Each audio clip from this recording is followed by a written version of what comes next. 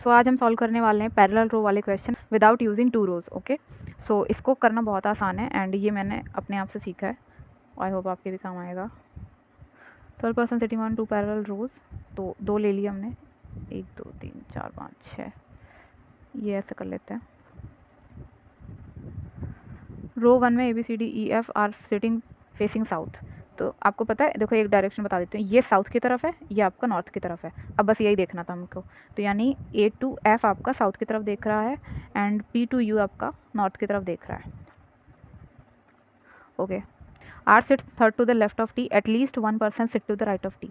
T के right में एक लोग छोड़ना है हमको। R sit third to the left of T। अब ये ऊपर की तरफ देख रहा है T, है ना। जैसे कि हम मान लो कि डिवाइड कर दूँ अगर मैं यहाँ पे, तो ये ये नॉर्थ की तरफ हो जाएगा और ये साउथ की तरफ हो जाएगा। सो आर से third to left of T, तो एक दो छोड़ के आर बैठाल दिया। इसी तरीके से एक और यहाँ पे छोड़ दिया, तो टी की एक पॉसिबिलिटी ये बन गई और आर को यहाँ बैठाल दिया। ओके, एक लोग छूटा है, यहाँ पे दो लोग छोड़ दिए, एटलीस्ट वन को छोड़ना है। Okay, the one who sits opposite to R sits second to the right of E. जो ऑपोजिट के आर में बैठा है वो second to the right of E के में बैठा है। यानी कि ई को अगर मैं यहाँ पे सेट करूँ तो ई के राइट, यानी साउथ देख रहा है तो राइट यहाँ पड़ेगा, तो 1 2, यानी कि यहाँ पे बैठ रहा है। इसी तरीके से यहाँ पे ई रख दूंगी तो यहाँ पे 1 2 आर के ऑपोजिट बैठ जाएगा। Only 1 person sits between E and सी।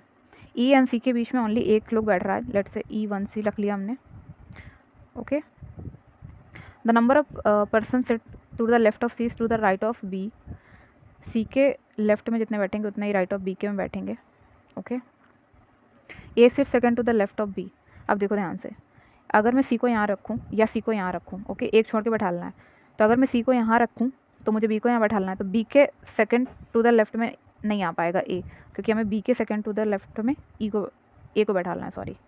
तो अगर मैं सी को यहाँ पे रखूँ, सी को यहाँ रखा तो बी को यहाँ रखा। देखो सी के लेफ्ट में जितने हैं कोई नहीं है, तो बी के राइट में भी कोई नहीं है। तो इसी तरीके से सेकंड टू द लेफ्ट, अब ये लेफ्ट है तो एक यहाँ पे रख दिया ए। ओके, इसी तरीके से यहाँ पे ले लेंगे।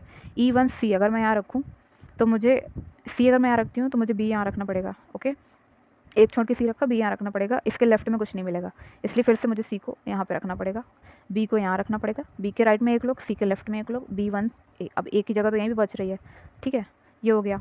ए से second to the left of B, S sit third to the right of U, neither U और P sitting opposite to B. B के ऑपोजिट में यू और पी नहीं बैठ रहा है, यू और पी यहाँ नहीं बैठेंगे, यू और पी यहाँ नहीं बैठेंगे। और क्या है कि S sit third to the right of U. तो अगर मैं यू को यहाँ पे रखूँ तो एस को यहाँ रखूँगी, राइट ये है ना, ये राइट की तरफ, तो एक दो छोड़ के यहाँ एस आ गया। यहाँ पे यू रखा तो यहाँ पे मेरा एस आ गया। ओके, अभी पी यहाँ नहीं आ सकता तो पी यहाँ आएगा, पी यहाँ नहीं आ सकता तो पी यहाँ पे आ जाएगा। कौन सा बच्चा हमारा PQRST, तो क्यू यहाँ पे आ गया, क्यू यहाँ पे आ गया। अब हमें देखना है, तो UAP नहीं बैठे, UOP यहाँ पे नहीं बैठे। Okay, F sits to the right of D who does not sit opposite to S।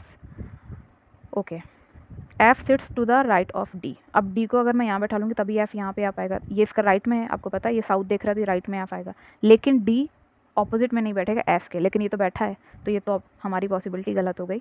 अभी D को यहाँ रखती हूँ तो यहाँ पे F आ जाएगा और इसके ऑपोजिट में F नहीं बैठा, यानी ये पॉसिबिलिटी हमारी पूरी तरीके से ठीक हो जाती है।